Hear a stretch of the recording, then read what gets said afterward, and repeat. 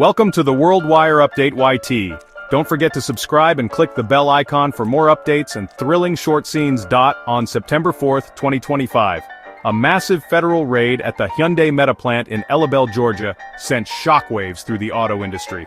ICE agents targeted the HLGA battery company, a key part of Hyundai's U.S. investment in the largest single-site raid in Homeland Security's history. The operation halted all work, detaining hundreds of workers, many of them skilled South Korean engineers essential for launching the plant. The sudden action disrupted a cornerstone project in America's electric vehicle strategy, raising questions about the balance between immigration enforcement and economic ambition. The raid's scale and spectacle stunned the industry, turning a symbol of international cooperation into a federal investigation. Confusion and disruption followed, with the project's future thrown into doubt. The event quickly became a flashpoint, straining U.S.-Korea relations and igniting debate over labor, immigration, and foreign investment. The Hyundai raid is more than a headline. It's a collision of economic goals and strict policy, with consequences rippling from Georgia to Seoul and Washington. Now, boardrooms and policymakers are forced to reconsider what it means to do business in America. The tremors from that day are still being felt across the global auto industry. The Hyundai raid sent a chilling message to foreign companies. U.S. immigration enforcement can upend even the biggest investments overnight. For years, America courted international firms with incentives and promises of stability. Now, uncertainty reigns. Companies like Hyundai, Samsung, and LG, with billions invested in U.S. factories, rely on foreign experts to launch advanced projects.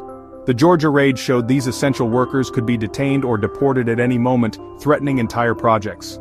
In response, Hyundai banned U.S. business trips for staff, and other firms began limiting travel, signaling deep concern. The risk of sudden enforcement and unpredictable tariffs is making global boardrooms rethink U.S. expansion.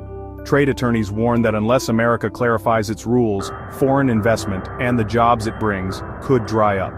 The incident exposed a core conflict. America wants foreign capital, but its actions suggest the welcome mat can vanish without warning. The future of U.S. manufacturing now hangs in the balance, as companies weigh lucrative opportunities against growing risks. The world is watching to see if America remains a safe bet for global business. The raid's human cost was immediate and severe. Over 475 workers detained, including 317 South Koreans, many of them specialized engineers. Families were left in the dark, sparking outrage in South Korea, and a swift government investigation into possible human rights violations. The incident escalated into a diplomatic crisis, with South Korea's president warning that such actions could chill future investment. The timing was especially damaging, coming just after a new U.S.-Korea trade pact. Though the workers were eventually released and returned home, the controversy only deepened. South Korean officials demanded answers, and U.S. diplomats scrambled to contain the fallout. Decades of trust between the two nations were shaken, and America's reputation as a reliable partner was called into question. The raid became a symbol of the delicate balance between law enforcement and international cooperation. For many in Korea, it felt less like routine policy and more like a hostile act against their citizens and companies. The U.S. now faces the challenge of defending its laws while repairing a critical alliance. The story is a stark reminder: immigration policy decisions can have global consequences. The political fallout was swift. Former President Trump, champion of both tough immigration and U.S. manufacturing, faced a dilemma. The raid showcased strict enforcement but risked scaring off the foreign investment he'd worked to attract. Trump quickly issued a statement.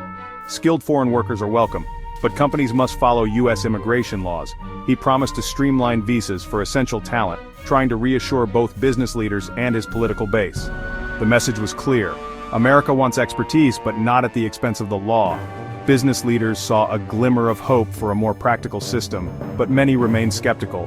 The raid's dramatic nature spoke louder than any statement, highlighting the unpredictability of U.S. policy. The administration's actions left companies wary, unsure if promises would match reality. The core issue remains: can America enforce its laws without undermining its economic future? The Hyundai crisis has sparked fears of a broader market collapse if foreign automakers pull back from the U.S. Hyundai's $7.6 billion Metaplant was set to create over 8,500 jobs. Its loss would devastate Georgia and the national auto sector. Other giants like Toyota and Volkswagen might reconsider their U.S. presence, triggering a domino effect of reduced investment and job cuts. Fewer factories mean fewer cars, tighter supply, and higher prices for American consumers. The push for a domestic EV supply chain would stall, making U.S. climate goals harder to reach. The LG battery plant delay alone threatens to derail EV production targets. Analysts warn the true impact will be felt in long-term investment decisions, not just stock prices. The raid exposed how fragile the global supply chain is, and how quickly political moves can unravel decades of progress.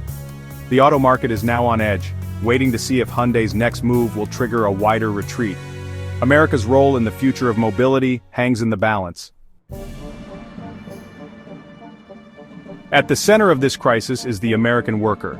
The Hyundai Meta plant promised thousands of high-tech jobs and a new industrial future for Georgia. Now, that future is in jeopardy. If foreign investment dries up, so do the jobs, both in construction and advanced manufacturing.